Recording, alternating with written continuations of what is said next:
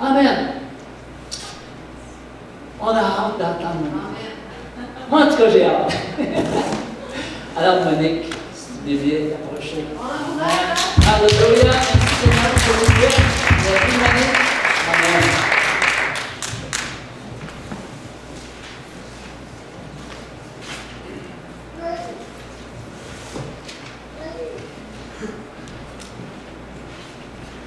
On a eu un bon temps de louange, n'est-ce pas?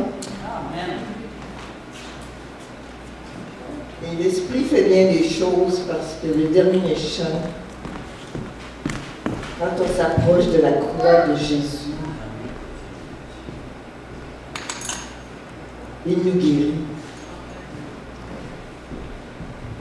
Juste m'ajuster un peu. Et c'est de cela que je veux vous parler aujourd'hui. Je sais que c'est la fête des mères, mais pour moi, la fête des mères,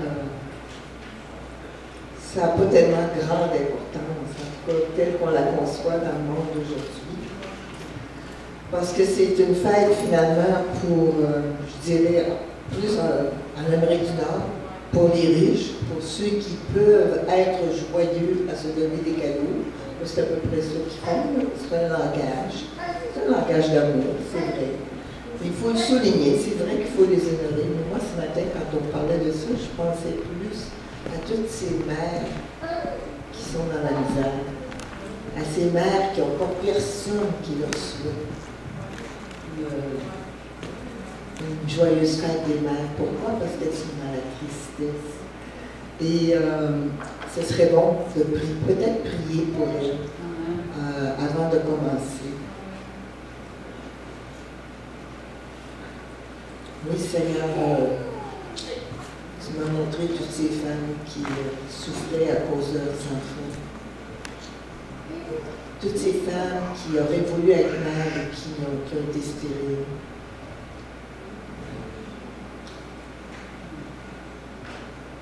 Toutes ces mères qui n'ont même pas de quoi manger, Seigneur, ou de quoi nourrir leurs enfants. Seigneur, c'est à elles que je pense aujourd'hui, plus particulièrement.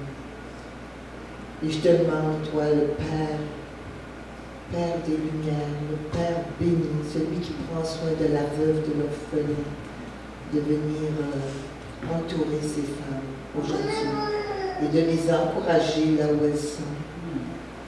Et de même,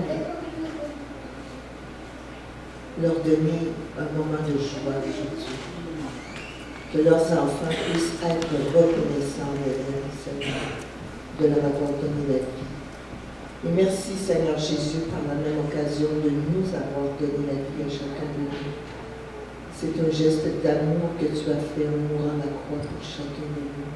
Et Seigneur, c'est ça maintenant qu'on voudrait réfléchir à la croix de Jésus et à notre attitude devant la croix de Jésus. Amen. Amen. Amen. Oui, en effet, c'est le thème. Quelle est mon attitude quand je regarde à la croix de Jésus? L'attitude, ça veut dire notre manière, la manière dont on se comporte avec les autres, la façon de se conduire. L'attitude, elle est plus intérieure. Elle va se démontrer, se manifester à l'extérieur par notre comportement. Mais déjà l'attitude dans notre pensée, dans notre façon de décider ce que l'on veut pour notre vie, on l'a déjà déterminé avant même de se comporter.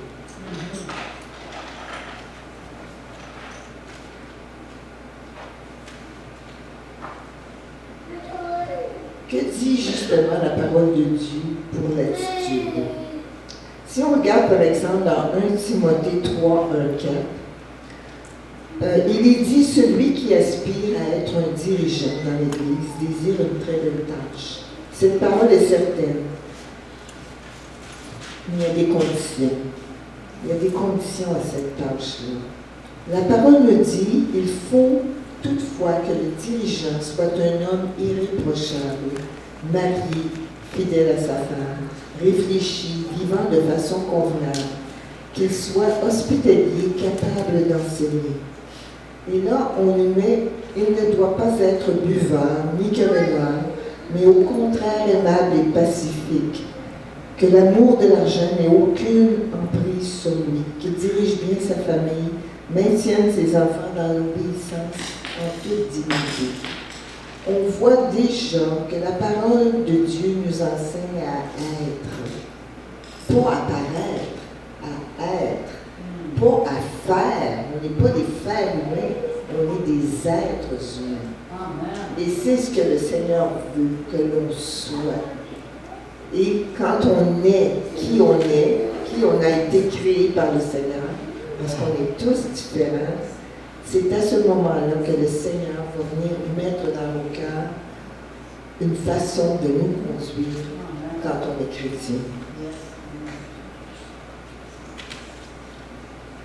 Jacques, dans le chapitre 3, nous dit aussi, « Y a-t-il parmi vous quelqu'un de sage et d'expérimenté qui en donne la preuve par sa bonne conduite, c'est-à-dire par des actes empreints d'humilité qui caractérisent la véritable sagesse. Mais si votre cœur est plein d'amère jalousie, si vous êtes animé d'un esprit querelleur, il n'y a vraiment pas lieu de vous vanter, ce serait un défi à la vérité. » Encore là, on a toujours dans la parole deux façons de nous conduire. On peut être sage avec une attitude d'humilité, ou alors on pourrait vouloir avoir un esprit querelleur. Mais on sait très bien que quand on se querelle, quand on est animé d'une amère jalousie, avec de l'amertume dans le cœur, ce n'est pas la voix de Dieu. C'est pas la voix de Dieu, c'est la voix de l'homme. On a entendu la semaine dernière parler de marcher avec l'esprit. Quand on marche avec l'esprit, on ne va pas marcher selon notre propre chair ou nos propres désirs. 1 Pierre 1 lui dit, comme des enfants obéissants, ne vous laissez plus diriger par les passions qui vous gouvernaient autrefois au temps de votre ignorance. Au contraire, tout comme celui qui vous a appelé est saint, soyez saint dans tout votre comportement. Encore là, la décision de vivre une vie sainte, c'est une attitude que le Seigneur, que l'Esprit met dans notre cœur pour avoir une bonne conduite. J'aimerais parler peut-être un petit peu ici de c'est quoi la sanctification, c'est-à-dire le fait d'être saint. Il y a un homme de Dieu que j'aime beaucoup, A.B. Simpson, qui dit « sanctifier veut dire séparer ». La sanctification veut donc dire notre séparation volontaire d'avec le mal. C'est un choix que l'on fait. C'est volontaire. On décide d'être saint. Ce n'est pas la suppression du mal, mais c'est renoncer au mal, de s'en éloigner, de s'en détacher et de creuser entre lui et nous un abîme infranchissable. La décision de nous séparer du mal vient de nous, mais la capacité de le faire vient de Dieu. Le mot sanctification a plusieurs significations. Il peut aussi dire une dédicace, une consécration. Ce sont des mots que l'on entend. Il ne veut pas dire seulement être séparé d'eux, mais il veut dire aussi être séparé pour, parce qu'on travaille pour le Seigneur. On se sépare du mal, mais on va aussi être séparé pour honorer le Seigneur Jésus. Cette expression suggère aussi un remplissage, être rempli. On chante ça souvent, on veut être rempli de l'Esprit Saint. Qu'est-ce que ça veut dire? L'expression suggère la vérité la plus profonde qui soit en ce qui concerne la sanctification, c'est-à-dire que Christ doit être la source, la provision de notre nouvelle vie. Et c'est lui qui nous remplit de son propre esprit et de sa sainteté. Souvenez-vous, quand Jésus était dans le jardin, Il se préparait à monter au ciel. C'est tellement beau dans Jean 17, quand on voit Jésus prier pour ceux qui vont lui appartenir. Il a prié pour nous. Et qu'est-ce qu'il a demandé à Dieu, son Père? Sanctifie-les par la vérité. Ma parole est la vérité. C'est pourquoi avoir soif de la parole, se nourrir de la parole, c'est là où on va comprendre qui est Dieu, ce qu'il a fait à la croix pour nous. Il va révéler son amour en nous. Il va illuminer notre cœur. Il va nous donner le discernement des esprits pour qu'on puisse mener cette vie sainte. Dans 1 Pierre 2, il est bien dit, rejetez toutes les formes de méchanceté, de ruse, d'hypocrisie, de jalousie, de médisance. On rejette, mais quand on se débarrasse de quelque chose, il faut remplir notre cœur avec autre chose. Avec quoi? Comme des enfants nouveau-nés désirés, ardemment le lait pur de la parole, afin qu'ils puissent vous faire grandir en vue du salut. Et on sait très bien que notre esprit a été généré quand on a accepté le Seigneur, mais que notre âme, il faut travailler à notre salut. N'est-ce pas? Grandir, ça demande qu'on se nourrisse. Si vous avez un enfant nouveau-né, comme si la maman qui est ici laissait son enfant sans nourriture, il mourrait. Mais spirituellement, c'est pareil. On a besoin d'être nourri de la parole. On a besoin. On sait que la parole, c'est Jésus. Hein?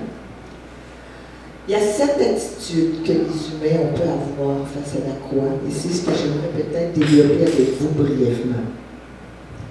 La première, c'est la louange face à la croix. Ce matin, on a pu expérimenter la louange. C'était très beau. Et j'admire comment Rita et l'équipe de louange nous amènent dans la louange. Vraiment, c'est précieux. Pourquoi? Parce qu'on met l'accent sur Jésus, sur son amour. Ça nous amène à vouloir l'adorer. La louange précède l'adoration. Et c'est ce qu'on a fait précédemment. Il y a une deuxième attitude qu'on peut avoir, c'est l'étonnement. Je vais vous les nommer, mais après ça, je les développerai. L'étonnement, l'interrogation, l'indifférence, la moquerie, la tristesse sans repentance et la repentance. 7 attitudes que chacun de nous, on pourrait avoir face à la croix de Jésus. Je pense que la louange, vous comprenez très bien c'est quoi. Et dans Éphésiens 1, il nous est dit « Loué soit Dieu, le Père de notre Seigneur, Jésus le Christ, car il nous a comblés de bénédictions de l'Esprit dans le monde céleste, qui sont toutes en Christ. » Juste le fait d'être capable de louer Dieu, ça prend l'Esprit de Dieu. On ne peut pas louer Dieu si on n'a pas l'Esprit de Dieu. Quelqu'un qui n'a pas accepté le Seigneur dans sa vie n'est pas capable de louer Dieu. Il est même gêné parfois de nommer le nom de Jésus-Christ.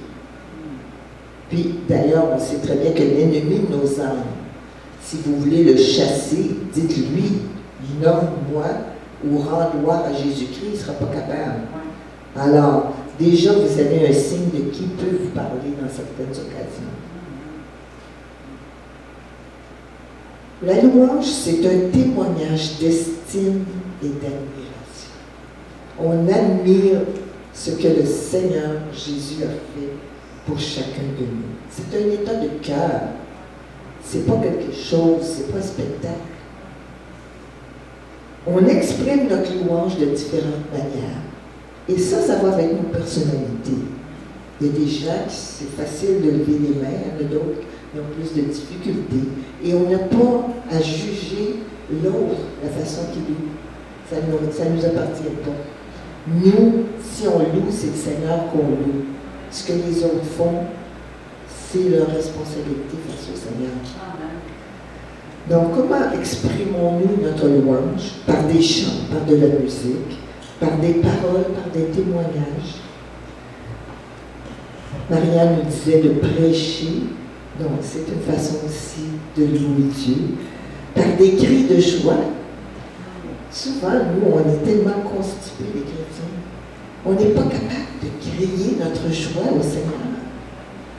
Pourtant, quand on regarde les gens qui s'amusent à l'extérieur puis qui vont à des spectacles de hockey ou de je ne sais pas quoi, c'est des cris qu'ils vont lancer. Et nous, on est là tout gênés de louer le Seigneur. On peut aussi louer par des applaudissements. C'est spontané, ça. Et par la danse, par des actes d'obéissance. Obéir au Seigneur, c'est un acte de louange. Par un service rendu avec joie. Hein? Avec joie.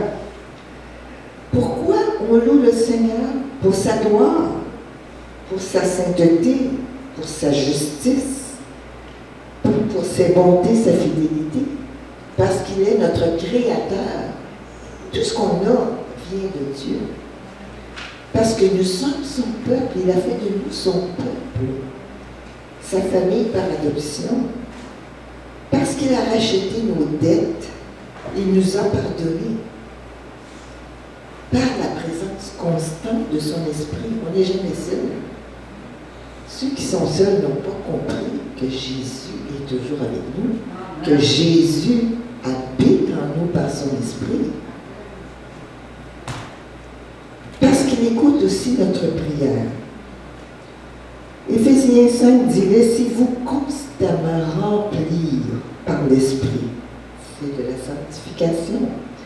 Vous vous encouragez ainsi mutuellement par le chant de psaumes, d'hymnes, de cantiques inspirés par l'Esprit. Vous louerez le Seigneur de tout votre cœur par vos chants, par vos psaumes.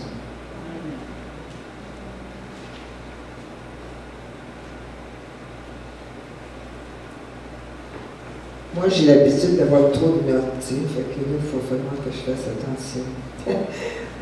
Alors, pour conclure la louange, ce sont des chrétiens qui ont reçu la révélation de l'amour de Dieu, qui ont donné leur cœur à Dieu, qui se sont repentis profondément, qui ont goûté le pardon de Dieu et la délivrance du péché, qui sont capables de louer. En regardant la croix, nous pouvons louer le Seigneur, car nous connaissons le prix payé par celui qui nous a tant aimés.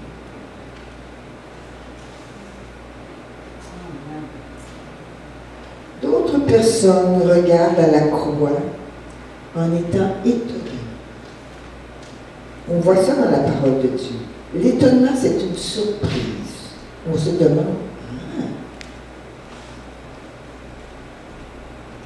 quand Isaac a envoyé son serviteur pour chercher une femme à son fils, le serviteur regardait Rebecca et il était étonné de voir comment Dieu conduisait toutes choses vers cette femme, Rebecca. Parce qu'il avait demandé à Dieu, il avait dit, si ça se passe de telle et telle façon, qu'elle fait telle et telle chose, je saurai que c'est la femme que tu as choisie. Et lui ne parlait pas, il regardait, il était étonné. Sur la tempête, sur le Galilée, les gens étaient saisis d'étonnement quand Jésus a apaisé la tempête. Quand Jésus a délivré cet homme qui était atteint de plusieurs démons, cet homme-là s'est en allé par la suite, parce Jésus avait chassé les démons, et il s'en alla se mit à proclamer dans la région des 10 villes ce que Jésus avait fait pour lui, grand étonnement de ceux qui l'écoutaient.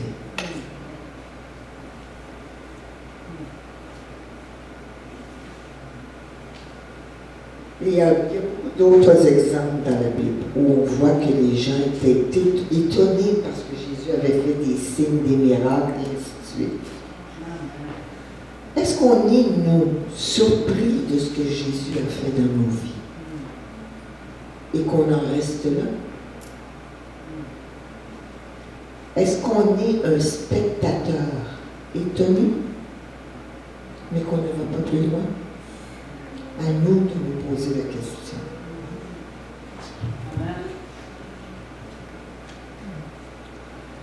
On peut aussi, devant la croix, avoir une attitude d'interrogation. Quand on s'interroge, c'est parce qu'on n'a pas encore saisi. On se demande, on se pose des questions. Mais Jésus, lui, quand il enseignait ses disciples, il posait toujours d'autres questions pour les amener à réfléchir. Quand le jeune homme riche est venu vers lui, Jésus lui a dit, « Pourquoi m'interroges-tu sur ce qui est bon? Un seul est bon. Si tu veux entrer dans la vie, applique les commandements. »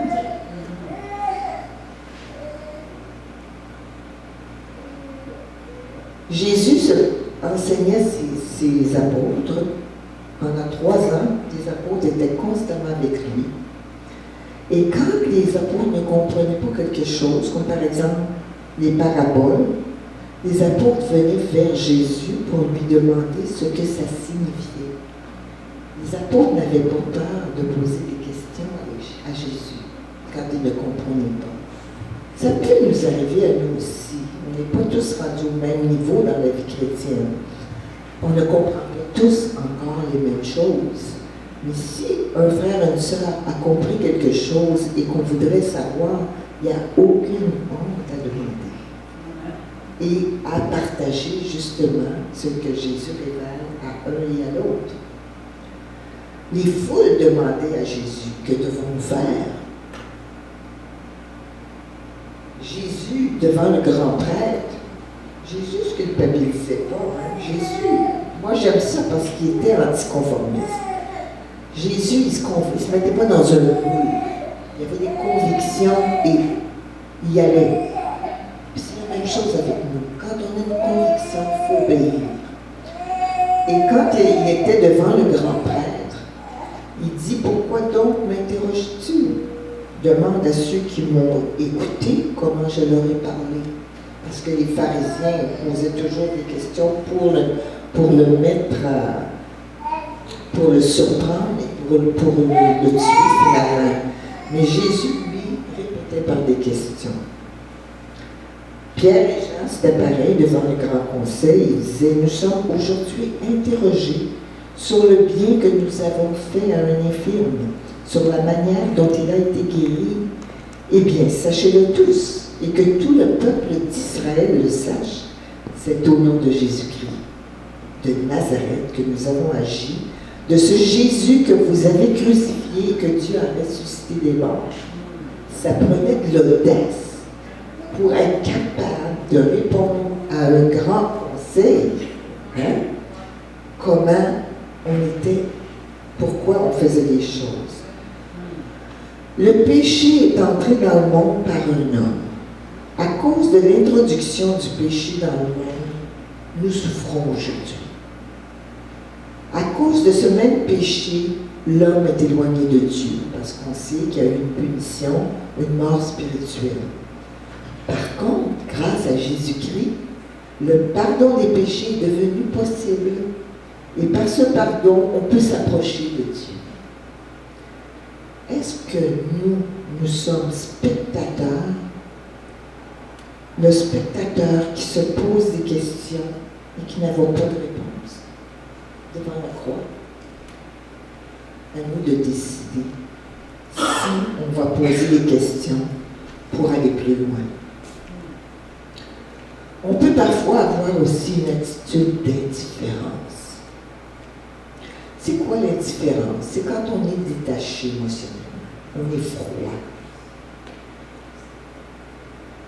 1 Timothée 5 dit, quant aux veuves plus jeunes, il dit à Timothée, n'accepte pas de les faire inscrire sur la liste des veuves, car il arrive que leur désir se ranime et les éloigne du service de Christ. Elles veulent alors se remarier et encourent ainsi les reproches d'avoir rompu l'engagement du service qu'elles avaient auparavant. Quand on fait une consécration, un engagement devant le Seigneur, il faut le tenir. Et c'est pour ça qu'il faut être vraiment sûr que ça vient du Seigneur quand on fait des vœux ou quand on s'engage à quelque chose. Quand on s'engage à assister à une église locale, par exemple, on devrait être présent. Ça ne veut pas dire qu'un dimanche, on ne peut pas avoir une exception. Mais de façon continue, on devrait s'engager pour notre église. Pourquoi? Parce qu'on est dans l'église locale, justement, pour s'encourager à louer le Seigneur, à adorer, à s'instruire, à veiller les uns sur les autres, à prier les uns pour les autres. C'est ça la vie chrétienne. Et je pense que le Seigneur, ici à Saint-Malachie, était prêt à donner un approfondissement plus grand de certains chrétiens. Parce que plus tard, ça s'en vient là, l'Église va être pleine. Mais ça prend un noyau fort pour être capable d'accueillir. Et présentement, il ne faut pas penser que l'Église ne fonctionne pas parce qu'on est peu. C'est faux. Le Seigneur est en train de préparer, de vous préparer, de me préparer pour qu'on puisse être un noyau tissé solide, une équipe qui va pouvoir accueillir la foule qui viendra. Amen.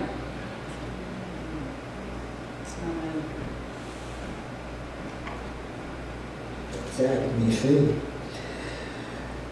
Il y a des tests de personnalité qui existent et pour le terme indifférent, on dit que c'est un indicateur de l'incapacité d'une personne à être capable d'aimer. C'est fort, hein? L'indifférence, c'est tout le contraire de la compassion. Comment est mon cœur? Est-ce que j'ai un cœur dur ou est-ce que j'ai un cœur de chair? Un cœur animé par l'esprit, un cœur qui aime les autres. Plus je me nourris de l'amour de Dieu et que je passe du temps avec lui le matin, plus il va transformer mon être. Moi, je sais que j'aime la parole de Dieu, j'ai toujours soif de la parole de Dieu. Et ce que j'aime quand je lis la parole de Dieu, c'est qu'il y a certains psaumes qui disent « Même la nuit, quand tu vas te coucher, Dieu t'enseigne. Dieu exhorte ton cœur. » Puis moi, je me dis, écoute Seigneur, dans la nuit, je vais aller me mettre à l'école de ton amour. Enseigne-moi l'amour. Parce que le Seigneur le fait même quand on dort. C'est beau. Alors, si on recherche la présence de Dieu, il va venir en nous. Je lisais ce matin dans la petite exhortation du jour, Hudson Taylor. Vous savez, c'est celui qui était le grand missionnaire de la Chine. Et il disait à un moment donné, il était tellement fatigué, il n'était pas capable de prier, il n'était pas capable de lire sa Bible, il n'était pas capable de rien faire, tellement il était faible et épuisé. Mais il avait dit au Seigneur, je vais juste rester là dans tes bras. Et toi, tu vas faire le reste. Arrêtez, sachez que le Seigneur est bon. C'est se mettre dans la présence, dans les bras du Seigneur. Même quand on n'est pas capable de lire, même quand on n'est pas capable de prier, qu'on semble avoir perdu toutes nos forces. Quand le petit bébé est là, qui pleure, et puis qui est incapable de faire quoi que ce soit, on le prend dans nos bras, on l'endort dans nos bras. C'est ce que le Seigneur fait avec nous qui sommes ses enfants. Quand il dit d'être comme des enfants, c'est pas d'avoir aucune maturité spirituelle. C'est tout simplement de s'en remettre à lui comme un petit enfant, avec un cœur d'enfant. Lorsqu'on entend Jésus, ce qu'il a fait pour nous, parce qu'il a fait des choses dans vos vies, Il fait des choses dans la vie de tous ses enfants. Est-ce que je passe indifféremment devant la croix? Ou est-ce que je vais m'arrêter devant la croix pour lui dire merci? Pour me rappeler qu'il est allé jusqu'à donner sa vie pour que moi je vive. Est-ce que je vais être un passant pressé par les choses de ce monde qui va oublier l'essentiel? Est-ce que je me pose des questions quand je regarde à la croix? Où vais-je passer mon éternité?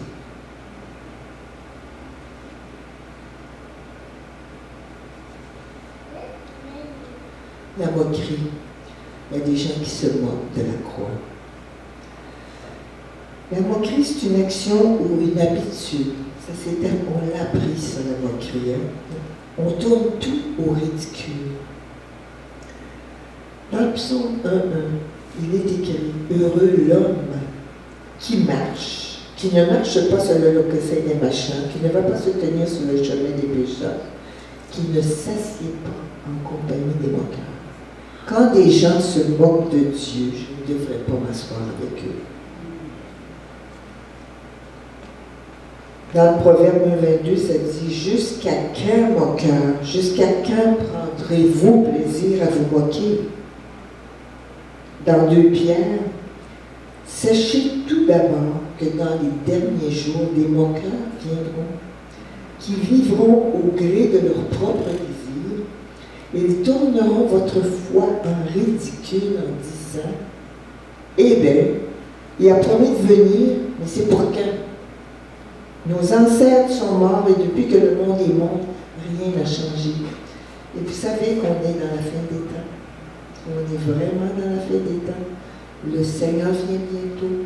Et pourtant, beaucoup de gens se moquent encore de la foi chrétienne. À la croix, il y avait deux brigands avec Jésus. L'un à sa droite et l'autre à sa gauche. Le premier se moquait. Dans le monde d'aujourd'hui, beaucoup se moquent encore de la croix. Pourtant, à l'heure de la mort, beaucoup d'entre eux en appellent Dieu devant la réalité de la mort. Quelle est mon attitude face à la croix? Est-ce que je suis un spectateur qui se moque? La tristesse sans la repentance. La tristesse sans la repentance, le dictionnaire Larousse définit ça comme un état naturel ou accidentel de chagrin. Le chagrin, c'est une souffrance morale, de mélancolie, c'est-à-dire une dépression, une tristesse vague, un dégoût de la vie, pouvant être lié à des chocs affectifs ou à des manifestations précédées, c'est-à-dire avant la vieillesse. On voit dans la parole certains exemples de tristesse sans repentance. Par exemple, dans Luc 22, après avoir ainsi prié, Jésus se releva, s'approcha de ses disciples.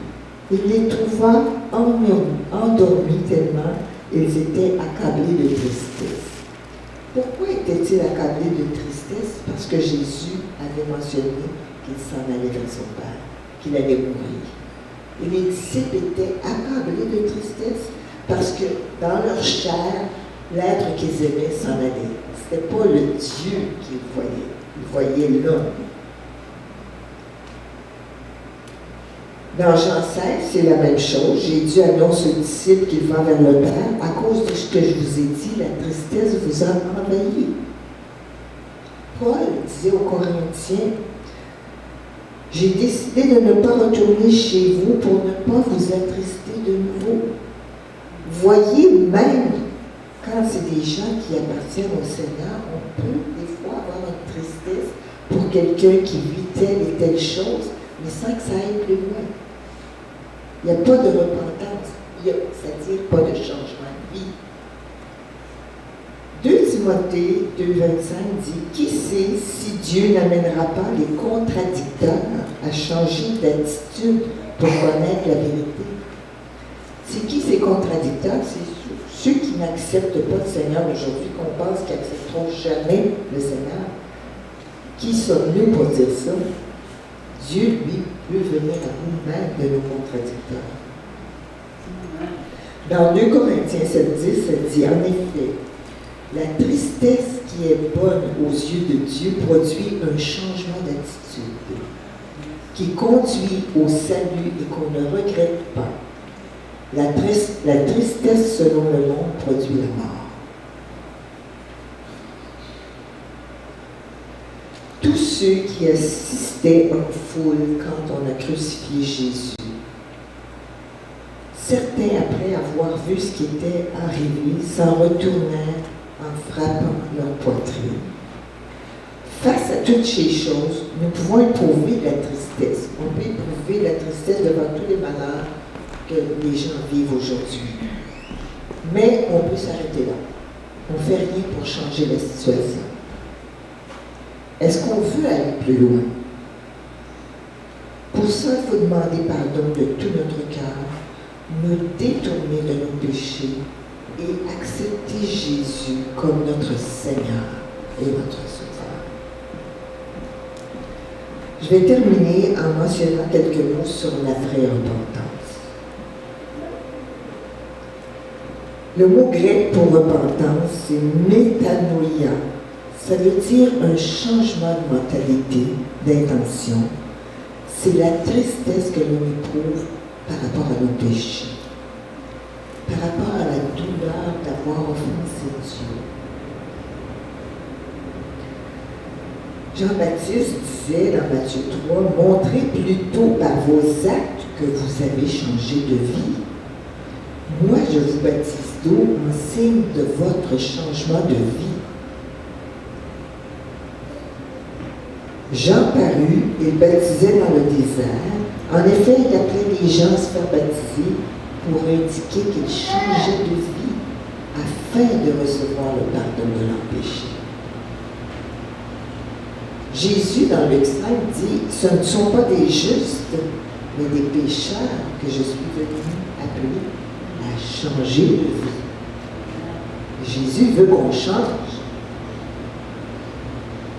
Luc 17 mentionne « Prenez donc bien garde à vous-même. Si ton frère s'est rendu coupable d'une faute, reprends-le. Et s'il change d'attitude, pardonne-lui. »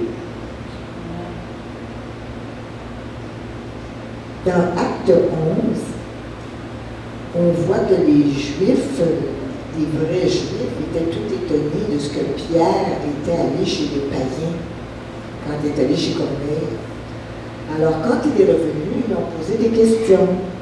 Puis là, Pierre les apaisa par les paroles et louèrent Dieu en disant « Dieu a aussi donné aux non-juifs de changer pour recevoir la vie. » Et ça, c'est nous, là, hein? Il faut se réjouir de ce que Pierre soit allé chez Corneille, de ce que Pierre a obéi et est allé chez Corneille. Parce que le salut n'était pas juste pour les Juifs, il était aussi pour nous.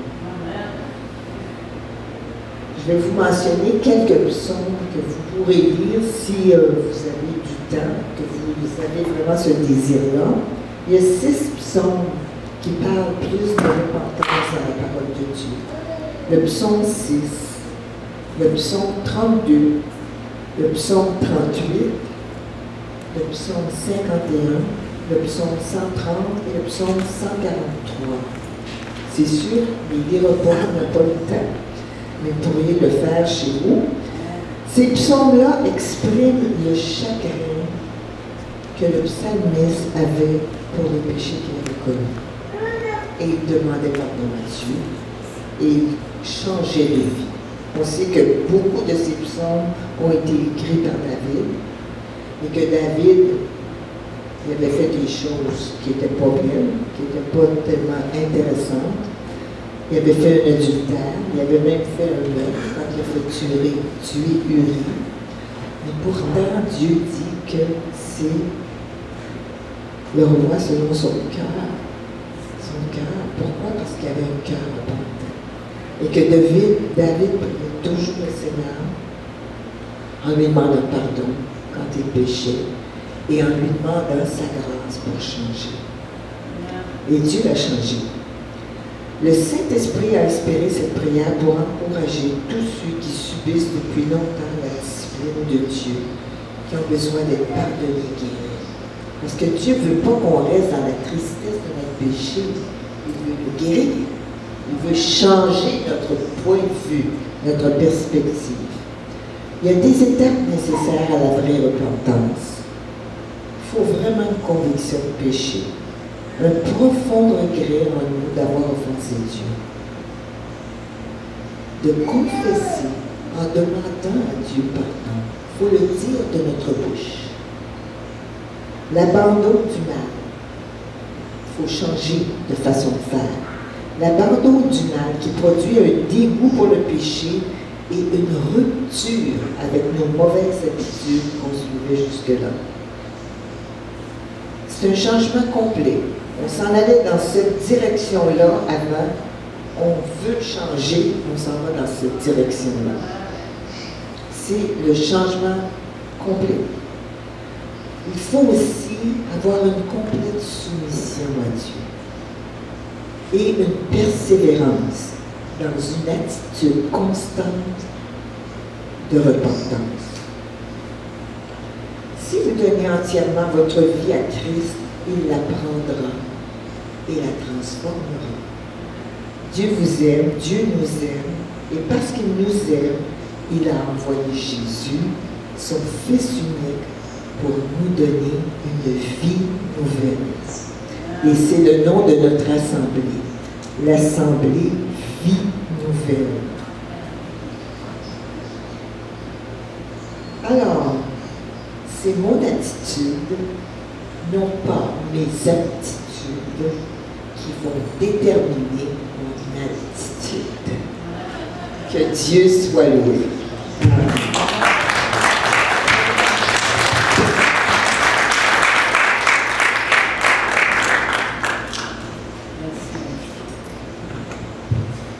Amen. C'est beau, hein, les onctions différentes. Moi, je suis béni par une enseignante comme Monique qui nous amène à réfléchir sur des points de vue qu'on n'avait pas nécessairement vus comme ça. Moi, ce que je retiens particulièrement, c'est que la repentance est un mode de vie. Et je fais une petite observation. Je me souviens, moi, quand, en 84, ça ne date pas d'hier, quand j'ai réalisé que j'étais un pécheur, que je marchais vraiment dans une mauvaise voie, j'en ai braillé une shot. Est-ce que vous me suivez? J'ai pleuré. Aujourd'hui, je ne vois pas beaucoup qu'on pleure. Pas pleurer sur son sort. Savez-vous, on va poser une question qu'on m'a posée en fin de semaine, je suis en formation à Drummondville. Savez-vous comment, vous autres vous le savez, mais ne répondez pas. Savez-vous comment Dieu nous aime? Jusqu'à quel point Dieu nous aime? Il nous aime comme ça. Parce qu'il a payé le prix. Amen. Et quand on réalise ça profondément, ça doit nous emmener des larmes. Des larmes de ce que on n'a pas toujours été reconnaissant envers ce que Jésus a fait pour nous. Des larmes de ce que j'ai désobéi, j'ai fait à ma tête. La semaine passée, on a regardé marcher par l'Esprit. Quand on marche à notre tête, on ne marche pas par l'Esprit. Et ça prend de la repentance pour ça aussi. C'est pas nécessairement de faire des gros péchés comme aller voler, faire un meurtre. C'est pas de ça qu'on parle. Simplement de ne pas obéir à Dieu lorsqu'il nous demande quelque chose. Ça demande une repentance. Puis une repentance avec des larmes. Une repentance profonde. Amen. Amen. Alléluia. Merci Seigneur. Alléluia. On va se lever.